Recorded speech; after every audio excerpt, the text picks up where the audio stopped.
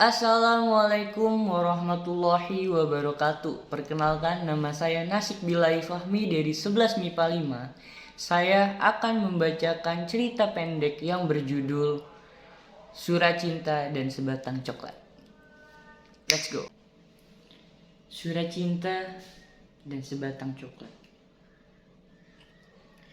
Aku mengintip dari balik pohon beringin, agak jauh dari gadis itu.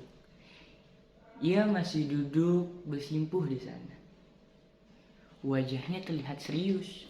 Tangan indahnya terlihat sedang menggoreskan tinta ke selembar kertas yang ia bawa dari rumah. Kulihat sebutir air mata jatuh dari pelupuk matanya dan diikuti tetes-tetes air mata berikutnya. Ya, dia pasti menulis surat lagi. Beberapa menit berlalu, dia pun menyelesaikan suratnya dan memasukkannya ke dalam sebuah amplop merah muda. Aku tetap pada posisiku. Gadis cantik itu pun berdiri meletakkan amplop itu di tempat biasa. Tersenyum, kemudian beranjak pergi. Ketika dia sudah tak terlihat lagi, dengan langkah hati-hati, aku mendekati tempat di mana dia meletakkan suratnya tadi. Ku ambil surat itu, ku buka perlahan dan mulai membacanya. Surat itu berisi, kepada Afito Abi. Ketika aku menulis surat ini, suasana di sekeliling aku sangat sepi. Aku tak pernah berpikir sebelumnya bahwa kesepian ini kamu rasakan setiap hari. Aku merasa menjadi perempuan tak berguna karena tak bisa selalu menemani kesendirianmu. Maafkan aku hanya bisa datang setiap Sabtu pagi untuk sekedar melepas kerinduanku padamu. Aku benar-benar rindu, Fit. Hari ini aku ingin menceritakan banyak hal ke kamu. Vito, kamu pasti ingat. Dulu kamu pernah berkata bahwa kamu ingin memiliki sebuah rumah yang letaknya jauh dari keramaian.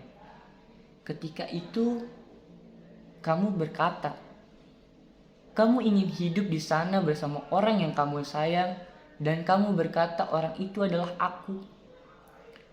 Percaya atau tidak, sekarang rumah itu sudah ada, Fit. Aku bangun rumah itu dengan hasil keringat aku sendiri. Walaupun sepenuhnya aku sadar, kamu sudah damai hidup sendiri di sini.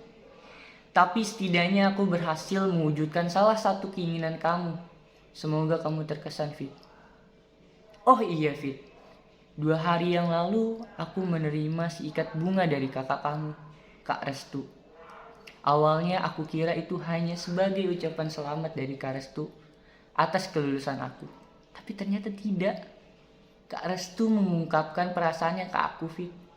Jangan marah dulu. Beneran. Setelah itu, aku langsung mengembalikan bunganya. Aku berkata bahwa aku tidak bisa. Aku hanya menganggapnya sebagai seorang kakak. Sebenarnya ada alasan yang lebih dari itu. Dan dia pasti tahu. Aku jadi teringat kamu, Vito.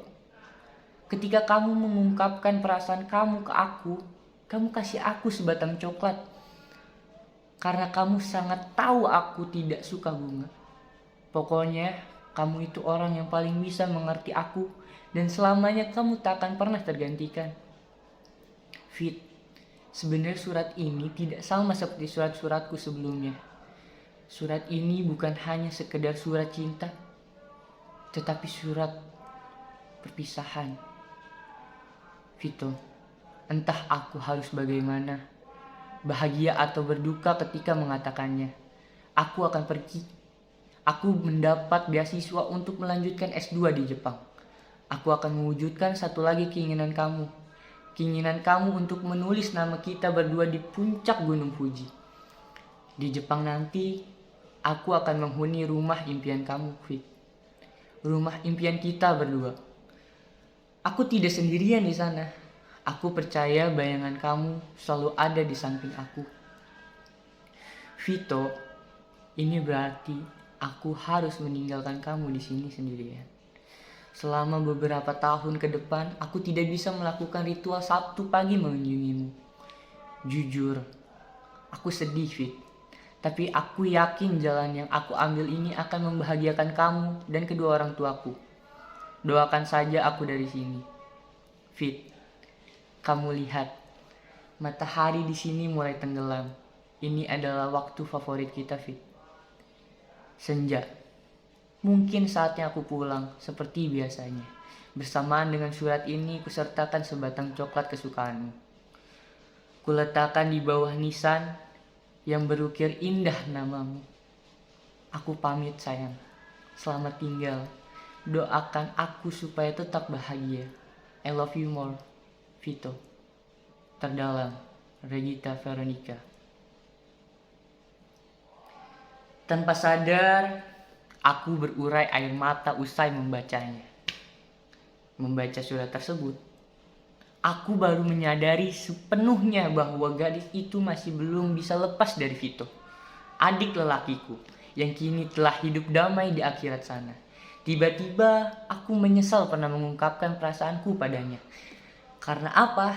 Karena sekarang aku yakin cinta mereka berdua akan abadi, meskipun salah satu di antaranya sudah pergi dan tinggal sebuah nama. Aku melirik coklat yang tergeletak tepat di bawah nisan adikku. Kemudian kuusap air mataku, tersenyum, dan bertekad memendam seluruh perasaanku pada gadis itu. Gita, aku akan berjalan mundur. Tamat.